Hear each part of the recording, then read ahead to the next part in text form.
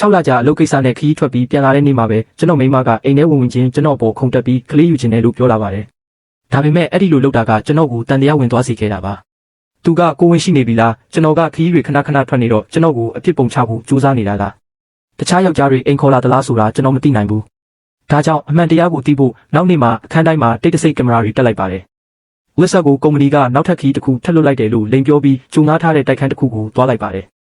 ကျွန်တော်ဖုန်းကိုထုတ်ပြီးအိမ်ကလှုပ်ရှားမှုတိုင်းကိုစောင့်ကြည့်နေတာတပတ်တောင်ရှိသွားပါပြီ။ဝက်ဆက်က10 ရက်မြောက်နေ့အထိတော့ပုံမှန်အတိုင်းပါပဲ။ဒါပေမဲ့အဲ့ဒီနေ့မှာတော့သူကမိတ်ကပ်တွေအပြည့်လိမ့်ပြီးတော်တော်လေးစိတ်ကြည်နေတဲ့ပုံစံနဲ့အပြင်ထွက်သွားပါတယ်။သူချင်းတွေးဖို့သွားနေတာလို့ချက်ချင်းထင်လိုက်ပြီးငှားထားတဲ့ကားကိုယူကာအဆောက်အုံအဝင်ဝါကိုမျက်တောင်မခတ်စောင့်ကြည့်နေလိုက်ပါတယ်။ခဏနေတော့သူ့ကိုတွေးလိုက်ရပါတယ်။ကျွန်တော်ကားပေါ်ကဆင်းပြီးနောက်ကနေတိတ်တဆိတ်ချေရခံလိုက်သွားခဲ့ပေမဲ့သူသွားတာကကုံစုံဆိုင်ဖြစ်နေပါတယ်။ကျွန်တော်တပြင်းချနိုင်သွားပြီးတနာရီလောက်ကြာတော့ဝက်ဆက်ကဈေးဝယ်ကြီးကိုဆွဲပြီးအိမ်ပြန်လာပါတယ်။ဒါကြောင့်ကျွန်တော်လည်းကားစီပြန်သွားပြီးကင်မရာကနေပဲဆက်ကြည့်နေလိုက်ပါတယ်။ဖုန်းထဲကနေကြည့်နေတော့သူကဈေးဝယ်လာတဲ့အိတ်တွေကိုစကွဲပေါ်တင်ပြီးဖုန်းဆက်လိုက်ပါတယ်။ဘယ်တော့လာမှလဲ။3 နာရီလောက်ထက်ကြာအောင်မလား။ OK သိပြီတဲ့။ဘယ်သူလာမှလဲ။ကျွန်တော်နှလုံးခုန်တန်တွေမြန်လာပြီးနောက်ထပ်3 နာရီလုံးဝေဒနာခံစားနေရတယ်လို့ပါပဲ။အဲ့ဒီနောက်တကားခောက်တန်ကြတော့ဝက်ဆက်ကပျော်ပျော်ရွှင်ရွှင်နဲ့တွားဖွင့်ပေးပါတယ်။အခန်းထဲကိုယောက်ျားတစ်ယောက်ဝင်လာတာကိုမြင်လိုက်ရပြီးသူကဘယ်သူလဲဆိုတာသိလိုက်ရတဲ့အချိန်မှာကျွန်တော်ခေါင်းနဲ့ဗလာဖြစ်သွားပါတယ်။ကျွန်တော်ဒီလူကိုသိတယ်။သူကလစ်ဆက်ရဲ့အလုပ်ကမန်နေဂျာချက်ဖြစ်နေတာပါ။သူတို့2 ယောက်ရေမောပြီးအတူတူစားတောက်နေကြတာ။ဇနီးမောင်နှံတွေလိုရင်းရင်းနှီးနှီးရှိနေကြတာကိုမြင်တော့ကျွန်တော်ခေါင်းပေါက်ထွက်မတက်ခံစားလိုက်ရပါတယ်။အဲ့ဒီကိုအခုချက်ချင်းပြေးသွားပြီး2 ယောက်လုံးကိုထိုးချိတ်ပစ်ချင်ပေမဲ့စိတ်ကိုထိမ့်ပြီးစောင့်နေလိုက်ပါတယ်။သူတို့ကိုလက်ပူးလက်ချက်ဖမ်းချင်လို့ပါ။တနာရီလောက်ကြာတော့သူတို့စားတောက်ပြီးအိတ်ခမ်းထဲကိုဝင်သွားကြပါတယ်။အဲ့ဒီအချိန်မှာကျွန်တော်ရင်ထဲမှာဒေါသတွေပောက်ကွဲနေပေမဲ့မျက်နှာကတော့ဘာမှမဖြစ်တယ်လို့ပါပဲ။ကျွန်တော်ပြုံးလိုက်မိပေမဲ့အဲ့ဒါကခါးသီးတဲ့အပြုံးတစ်ခုပါ။အခြေအနေတွေဒီလိုဖြစ်လာလိမ့်မယ်လို့ကျွန်တော်ဘယ်တော့မှမထင်ခဲ့ဘူး။သူ့ကိုအိမ်ကောင်းကောင်းလေးတစ်လုံးပေးနိုင်ဖို့ဒေါ်လာ 3000 လောက်အရင်ပေးချေနိုင်ဖို့နဲ့ဒီအိမ်ကိုဝယ်ပြီးလက်ထပ်နိုင်ဖို့ကျွန်တော်ဘယ်လောက်တောင်ပေးဆက်ခဲ့ရလဲ။ဒါပေမဲ့တစ်နှစ်တောင်မပြည့်သေးဘူးသူကဒီလိုမျိုးလုပ်လိုက်တာပါ။ဖုန်းထဲကယွန်စရာကောင်းတဲ့မြင်ကွင်းတွေကိုကြည့်ရင်ကျွန်တော်နှုတ်ခမ်းတွေကမဲပြုံးတစ်ခုဖြစ်ဖြည်းဖြည်းချင်းကွေးတက်သွားပါတယ်။ပြီးတော့ကင်မရာကိုပိတ်လိုက်ပြီးဖုန်းပိုတစ်လုံးနဲ့910ကိုဖုန်းဆက်လိုက်ပါတယ်။ကျွန်တော်တခုခုတိုင်ချင်လို့ပါ။ Garden View Apartments ရဲ့အဆောင်အခန်းမှာပါ။အဲ့ဒီမှာမိန်းမတစ်ယောက်အထမပြုကျင့်ခံနေရတယ်လို့ထင်ပါတယ်။သူ့ရဲ့အော်ဟစ်တန်လေးတွေကိုကြားနေရတယ်။ခင်ဗျားတို့အမြန်မလာရင်သူအသက်အန္တရာယ်ရှိနိုင်ပါတယ်။ကျွန်တော်နာမည်ကိုတော့လှုပ်ဝက်ပေးထားပါ။အတိုင်ခံရတဲ့လူကကျွန်တော်ကိုရန်ပြုမှကြောက်လို့ပါလို့ပြောလိုက်ပါတယ်။ဖုန်းချပြီးတော့ဒေတာခံသတင်းထောက်တစ်ယောက်စီဖုန်းဆက်ပြီးသတင်းကြီးတစ်ခုရှိတယ်လို့ပြောလိုက်ပါတယ်။ Garden View Apartments အဆောင်မှာအရေးကြီးတာတစ်ခုဖြစ်နေပြီ။ခင်ဗျားအမြန်လာခဲ့ပါလို့ပြောပြီးသတင်းထောက်ရဲ့မေးခွန်းတွေကိုဂရုမစိုက်ပဲဖုန်းချလိုက်ပါတယ်။ကားထဲမှာပြန်ထိုင်ပြီး Secret Lake မင်းကြီးလိုက်ကဝစ်စာဒါအတွက်ငါးရဲ့ဂုံတိတ်ခါကိုတောင်ရင်းလိုက်ပြီးလို့ခက်တိုးတိုးပြောလိုက်ပါတယ်။ဖုန်းထဲကကင်မရာကိုပြန်ဖွင့်ကြည့်ရင်ကြည့်ရတာငါးလောက်လည်းရုံမချောပါဘူးကိုလုံးကိုပေါက်လည်းငါးလောက်မကောင်းဘူး။သူက Project Manager ဆိုတော့ငါထပ်ပတ်စံနဲ့ပိုရလို့နေမှာပါ။ဝစ်စာမင်းကဒီလိုလူမျိုးအတွက်နဲ့ငါတို့အိမ်တော်ရေးကိုဖျက်ဆီးပစ်တာဆိုရင်တော့ငါတော်တော်မျက်စိကန်းခဲ့တာပဲလို့ကိုပါကိုပြောနေလိုက်ပါတယ်။မကြခင်မှာပဲရဲကားတွေအများကြီးဆိုက်ရောက်လာပါတယ်။ရဲတွေရောက်လာတော့တတိုက်လုံးကလူတွေလည်းဘာဖြစ်တာလဲဆိုပြီးစုလာကြတာပေါ့။လူတဘာဝကဆက်စုကျင်ကြတာလေ။ရဲတွေပေါ်တက်သွားတဲ့အချိန်မှာသတင်းထောက်ကလည်းကင်မရာနဲ့သူတို့နောက်ကိုလိုက်သွားတာမြင်လိုက်ရတော့ကျွန်တော်ပိုပြီးပြုံးမိသွားပါတယ်။အဲ့ဒီလိုပြုံးနေရင်းနဲ့ပဲမျက်ရည်အချို့ကျလာပါတယ်။နာရီဝက်လောက်ကြာတော့ရဲတွေကအဝိစာအပြည့်စုံတဲ့ listener check ကိုရဲကားစီခေါ်ဆောင်သွားပါတယ်။သတင်းထောက်ကတော့လူအုပ်ထဲကနေတိတ်တဆိတ်တပ်ပုံတွေရိုက်နေတာပေါ့။ဘေးကလူတွေကလည်းသူတို့ဖုန်းတွေနဲ့ social media ပေါ်တင်နေကြပါပြီ။တယောက်ကဒါကအိမ်ဖောက်ဝင်ပြီးစော်ကားခံရတာထင်တယ်။အဲ့ဒီလူကတကယ်လူယုံမှာပဲလို့ပြောနေပါတယ်။ဒါပေမဲ့တခြားတယောက်ကတော့ပါဆက်ပိတ်ထားစမ်း။နင်ဘယ်ကကြားတာလဲ။ငါပြောပြမယ်သူကငါအပေါ်ထပ်မှနေတာ။သူ့ယောက်ျားကအမြဲခီးထွက်နေတော့သူမရှိတိုင်းအပေါ်ထက်ကအမြဲအတန်တွေကြားနေရတာ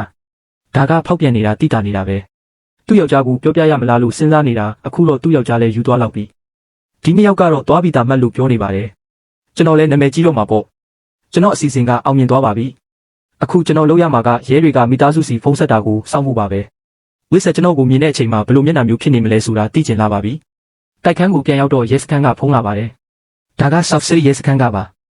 Mr. Wayne နဲ့ပြောနေတာလားခင်ဗျားတဲ့။ကျွန်တော်မျက်လုံးထဲမှာအပြုံးတွေရှိနေပေမဲ့အတန်ကိုတော့ဘာမှမသိတဲ့ပုံစံနဲ့ဟုတ်ပါတယ်ကျွန်တော်ပါပဲ။ဘာဖြစ်လို့လဲခင်ဗျားလို့ပြန်ဖြေလိုက်ပါတယ်။အခုမိမအစော်ကားခံရတယ်လို့တိုင်ချက်ရထားလို့ပါလို့ရဲကပြောတာမဆုံးခင်မှာပဲကျွန်တော်ကထိတ်လန့်သွားတဲ့ပုံစံနဲ့ကျွန်တော်မိမထိခိုက်သွားတာလား။ကျွန်တော်မိမကဝိဆာပါ။သူနေကောင်းရဲ့လားလို့ကြားဖြတ်မိလိုက်ပါတယ်။ရဲကကျွန်တော်ကိုစိတ်အေးထားဖို့ပြောပေမဲ့ဘယ်လိုလုပ်စိတ်အေးထားနိုင်မှာလဲ။ကျွန်တော်မိမဘာဖြစ်သွားလဲဆိုတာပဲပြောပြပါလို့ကျွန်တော်2 ခါလောက်ထပ်မိလိုက်ပါတယ်။အဲ့ဒီတော့မှရဲကခက်ပြက်ပဲအကူကျွန်တော်ပြောတာနားထောင်ပါဦး။အခုမိမကအစော်ကားခံရတာမဟုတ်ပါဘူးလို့ပြောလာပါတယ်။ကျွန်တော်လည်းဟန်ဆောင်ပြီးတပြင်းချလိုက်ကအိုးဖះသခင်ကျေးဇူးတော်ပဲ။ဝိဆာဘာမှမဖြစ်တာတော်ပါသေးတယ်လို့ပြောလိုက်ပါတယ်။ ဒါပေမဲ့သူကတခြားယောက်ျားတစ်ယောက်နဲ့ဖောက်ပြန်နေတာဖြစ်ပြီးကျွန်တော်တို့စုံစမ်းကြည့်ရတဲ့လောက်တော့နှစ်ဦးသဘောတူဖြစ်နေတာပါလို့ရဲကပြောလိုက်ပါတယ်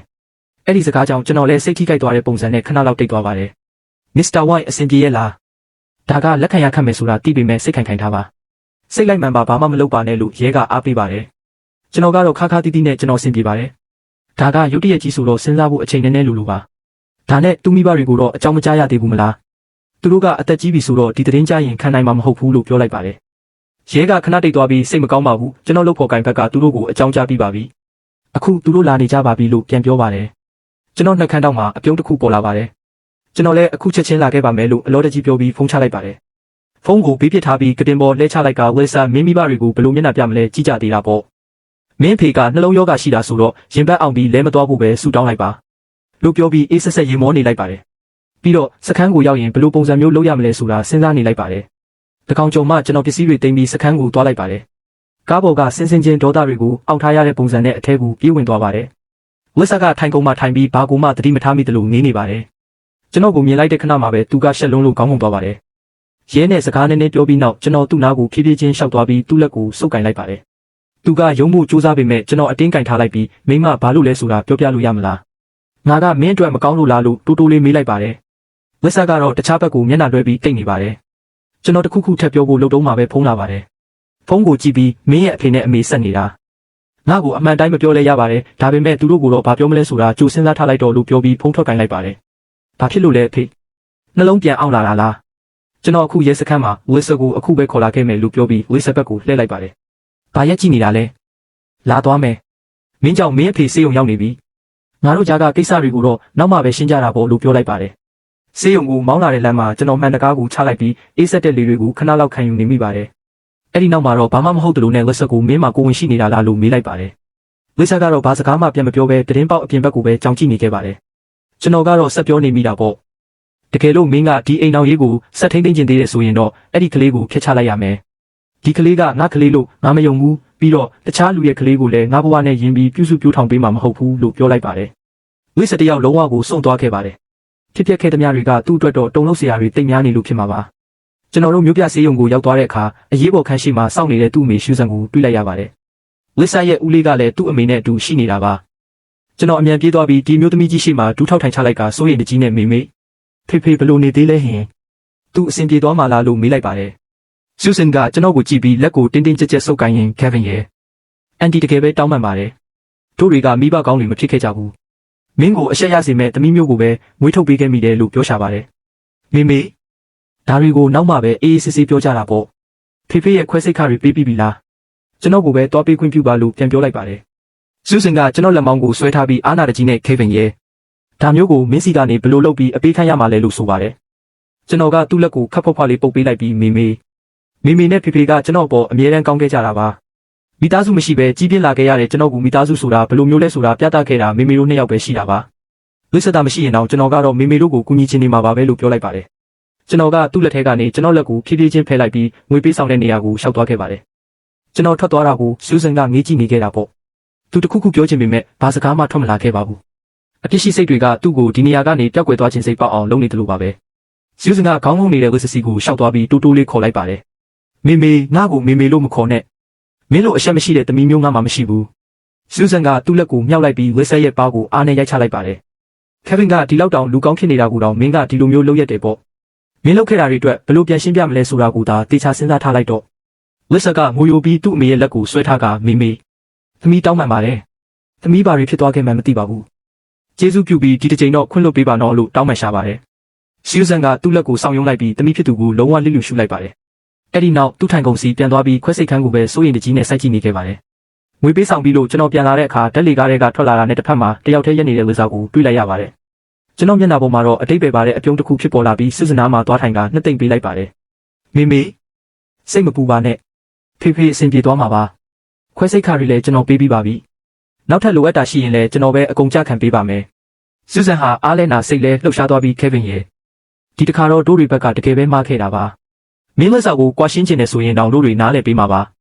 မင်းစီကနေတပြားတစ်ချက်မှမတောင်းတဲ့အပြင်မင်းပေးခဲ့တဲ့ဆေးဖိုးတွေကိုလည်းတို့တွေပြန်ဆက်နိုင်အောင်ကြိုးစားပါမယ်လို့ပြောပါတယ်မေဒါတွေကိုအိမ်ရောက်မှပဲဆက်ပြောကြတာပေါ့အဲ့ဒီအချိန်မှာပဲဝက်ဆာကတုံးဆုပ်နဲ့ရက်နေခဲ့ပါတယ် သူကိုအတော်လေးအားယူလိုက်ပြီးတဲ့နောက်မှာတော့ကျွန်တော်တို့စီလျှောက်လာပြီးချက်ချင်းဆိုသလိုဒူးထောက်ချလိုက်ကမျက်ရည်တွေကြားကနေပြောလိုက်တာကတော့